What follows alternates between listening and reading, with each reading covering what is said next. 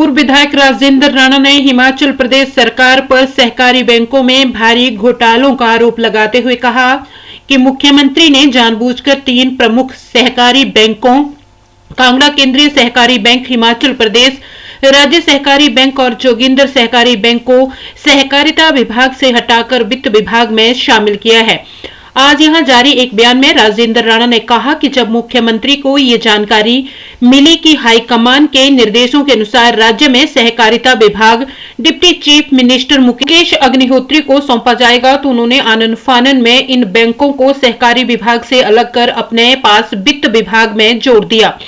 इसका उद्देश्य one time settlement के तहत अपने करीबी मित्रों के करोड़ों के लोन माफ करना था। उन्होंने कहा कि भारत सरकार के सहकारिता एक्ट के तहत इन बैंकों का संबंध सहकारिता विभाग से होता है, क्योंकि एक्ट के अनुसार जिस भी संस्थान के साथ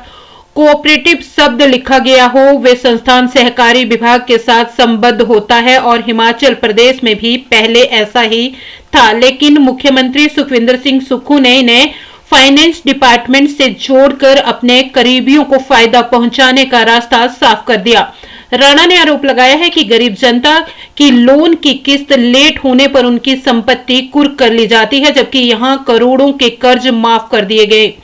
उन्होंने ये भी कहा कि सोशल मीडिया पर इस घोटाले से जुड़े लेन देन की कथित ऑडियो रिकॉर्डिंग्स वायरल हुई थी, लेकिन राज्य की जांच एजेंसी ने इस पर कोई कार्रवाई नहीं की। राणा ने केंद्र सरकार से इस मामले की केंद्रीय जांच एजेंसी से जांच करवाने की मांग की है। हिमाचल प्रदेश सरकार,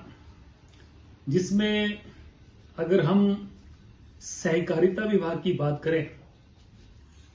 भारत सरकार का जो कोऑपरेटिव एक्ट है उस एक्ट के मुताबिक जो है जिन जिन कॉरपोरेशन बैंक्स के साथ कोऑपरेटिव शब्द लगता है वो कोऑपरेटिव विभाग के अधीन आते हैं। हिमाचल प्रदेश सरकार ने और प्रदेश के मुख्यमंत्री ने जैसे ही पता लगा पीछे कि एक कोऑपरेटिव विभाग जो है वो deputy chief minister Shri Mukesh Agnihotri को जाएगा, उन्होंने एक सुनियोजित सोच के तहत एक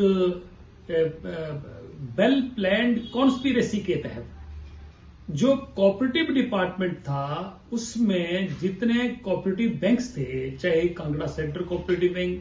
चाहे Himachal Pradesh state cooperative bank, चाहे जोगिंद्रा कोऑपरेटिव बैंक, इन सब को कोऑपरेटिव विभाग से हटा के फाइनेंस डिपार्टमेंट के साथ अटैच कर दिया और इसके लिए बिजनेस रूल्स में जो है नोटिफिकेशन करके जो है इसको फाइनेंस विभाग के अधीन दे दिया। और मुझे लगता है कि हालांकि मुकेश अग्निहोत्री जी को ये विभाग मिला, उनको भी इसका बात का विरोध करना चाहिए था कि विभाग को जो है वो बांटने के पीछे मनसा क्या है। और मनसा आज जो है वो लोगों के सामने आई है कि मुख्यमंत्री ने अपने पास जो उनके पास फाइनेंस डिपार्टमेंट था, फाइनेंस विभाग जो है उसके अधीन जो है कोऑपरेटिव बैंक्स जो है वो सारे के सारे दे दिए, ताकि अपने जो मित्र हैं उनके ऊपर जो लोन हैं और ये कांगड़ा सेंट्रल कोऑपरेटिव बैंक से जो लोन लिए गए हैं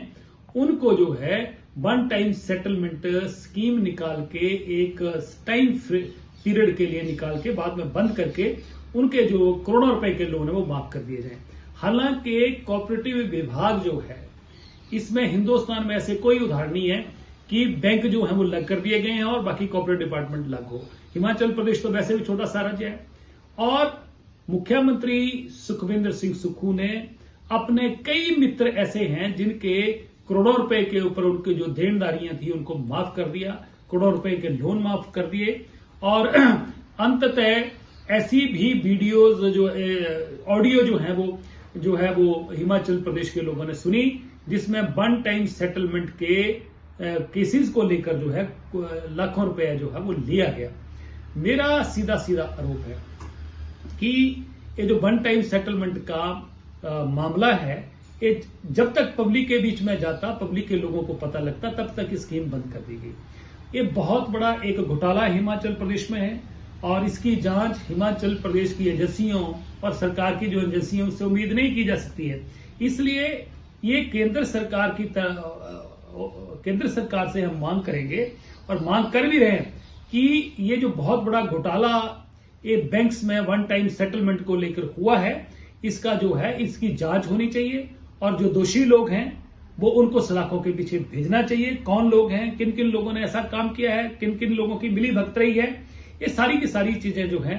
वो आने वाले समय में खुलने वाली हैं। इसलिए ये ईमानदार बनने वाली सरकार जो है पूरी तरह से सरकार में पूरी तरह भ्रष्टाचार है, प्रदेश का पूरी तरह तबाही कर दी है। पूरा ठेकेदारों के जो पेमेंटें होनी थी वो सारे के सारे पेमेंटें रोक दी गई हैं। ठेकेदार जो है वो परेशान हो रहे हैं, विकास पूरी तरह थम गया है, कर्मचारी प्रदेश का जो है पूरी तरह जो है इस सरकार से परेशान है।